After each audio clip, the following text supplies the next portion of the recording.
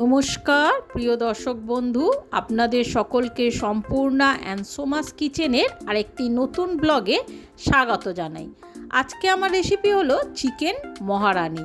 চিকেনের একঘেয়েমি রেসিপি খেতে খেতে আমরা অনেকেই বিরক্ত হয়ে গেছি। তখনই চিকেনের এই নতুন রেসিপিটি আপনাদের মনে তৃপ্তি ও মুখে স্বাদ এনে দেবে। তাহলে চলুন আর কথা না বাড়িয়ে আসল রেসিপিটি দেখে নেওয়া যাক। এখানে আমি 1 কিলো চিকেন ভালো করে ধুয়ে জল ঝরিয়ে নিয়েছি।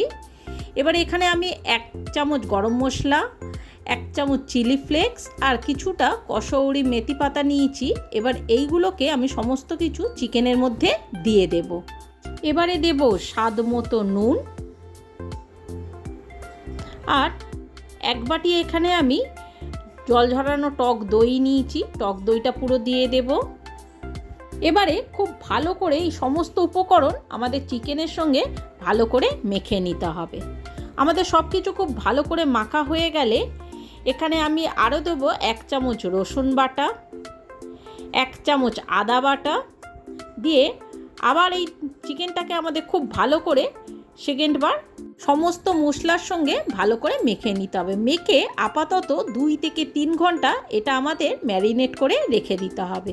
অন্যদিকে রেসিপিটির জন্য ফার্স্ট আমাদের একটা মশলা বানিয়ে নিতে হবে। এখানে আমি 50 গ্রাম কাজু বাদাম নিয়েছি, 25 গ্রাম কিশমিশ আর কয়েকটা এলাচ আর একটা জয়িত্রী নিয়েছি। নিয়ে এগুলোকে একটা মিক্সার জারের মধ্যে আমি সমস্ত ঢেলে দেব।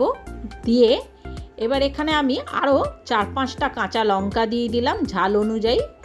দিয়ে এবার সামান্য একটু জল দিয়ে এই মশলাটাকে আমাদের একটা পেস্ট বানিয়ে নিতে হবে। আমাদের সেকেন্ড আর একটা মশলা রেডি করতে হবে। এখানে আমি 1 চামচ ধনে, 1 চামচ জিরে আর 1 চামচ মৌরি নিয়েছি। নিয়ে এগুলোকে আমাদের হালকা করে ভেজে নিতে হবে। হালকা লাল লাল করে ভেজে আমাদের এইটাকে আমি একটা প্লেটের মধ্যে প্রথমে ঢেলে ঠান্ডা করে নেব। নিয়ে মশলাটাকে আমি একটা মিক্সার গ্রাইন্ডারে এরকম আধ ভাঙা করে ঠিক এই রকম গোটা গোটা মতো কিছুটা থাকবে আমি গুঁড়ো করে নিয়েছি।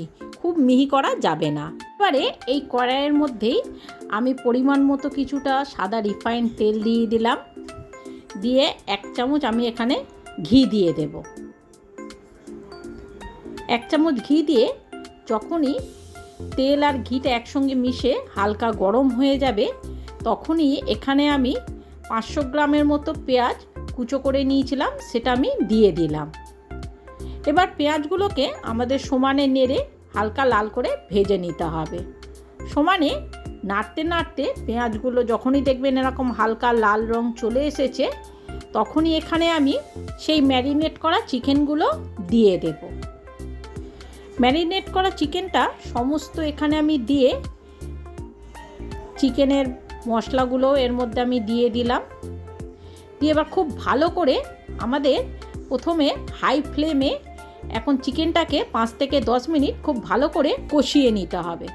কষাতে কষাতে দেখবেন যেহেতু এর মধ্যে টক দই দেওয়া আছে তাই চিকেন থেকে জল ছাড়তে শুরু করে দেবে।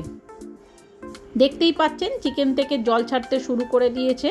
এই সময় গ্যাসটা থাকবে একদম হাই ফ্লেমে।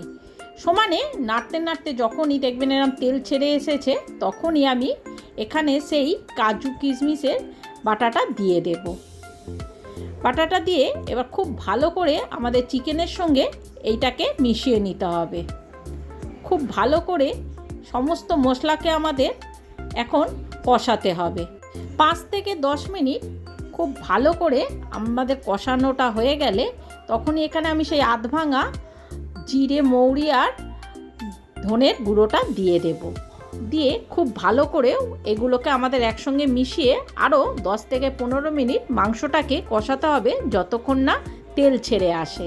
তো বন্ধুরা, আপনাদের যদি আমার এই রেসিপিটি ভালো লেগে থাকে তাহলে অবশ্যই আমার চ্যানেলটি সাবস্ক্রাইব করে একটা লাইক দিয়ে আমার পাশে থাকবেন। আর আমাকে কমেন্ট করে অবশ্যই জানাবেন আমার এই রান্নাটি আপনাদের কেমন লেগেছে। আর অবশ্যই বেল বাটনটি প্রেস করে রাখবেন যাতে আমার ছাড়া নিত্য নতুন রেসিপিগুলো সবার আগে আপনার কাছে পৌঁছে যায়।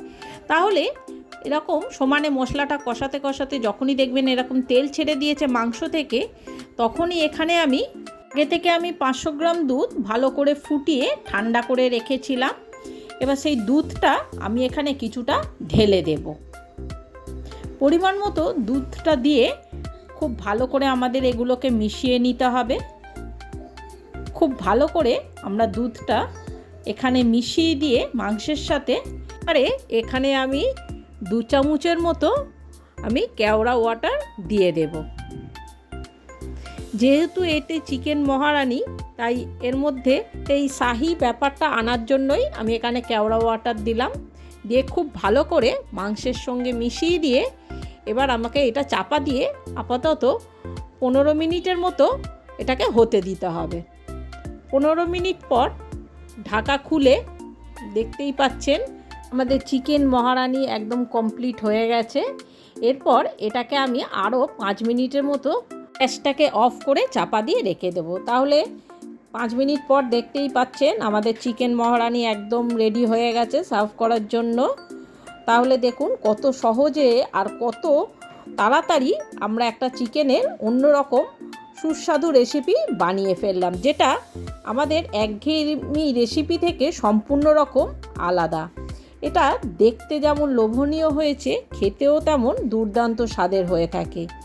বন্ধুরা, একবার হলেও আমার এই রেসিপিটি আপনারা বাড়িতে ট্রাই করে দেখুন, সকলেই আপনার প্রশংসা করতে বাধ্য হবে। আর তাছাড়া একঘেয়েমি চিকেন রান্না করতে করতে বা খেতে খেতে আমাদের যেমন একটা বিরক্ত ভাব এসে গেছে, চিকেনের এই রেসিপিটি সেটা সম্পূর্ণরূপে পাল্টে একটা তৃপ্তি এনে দেবে। তাহলে আর দেরি না করে ঝটপট আমার এই রেসিপিটি দেখে আপনারাও বাড়িতে ট্রাই করে ফেলুন। ছাড়া বাড়িতে যদি কোনো ছোটোখাটো অনুষ্ঠান কিংবা কোনো আত্মীয় স্বজনরা আসে, তখন আপনারা এই নতুন রেসিপিটি একবার ট্রাই করতে পারেন। তাহলে দেখবেন সকলেই আপনার প্রশংসা করবে আর বারবার আপনাকে এই চিকেনের রান্নাটাই করতে বলবে। তাহলে বন্ধুরা, আজকের মতো আমার এই ব্লগটি আমি এখানেই শেষ করলাম। দেখা হচ্ছে আর একটা নতুন রেসিপির সাথে আর একটা নতুন ব্লগে। নমস্কার।